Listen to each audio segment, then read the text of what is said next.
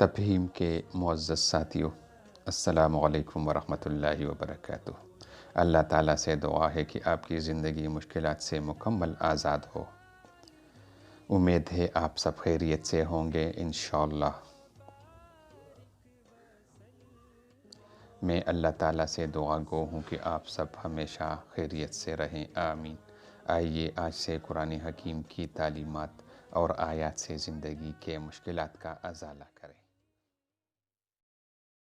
ناظرین، انسان کو باتدبیر ہونا چاہیے اور ہم ہر کام کے لیے کوئی نہ کوئی تدبیر ڈھونڈنا چاہیے۔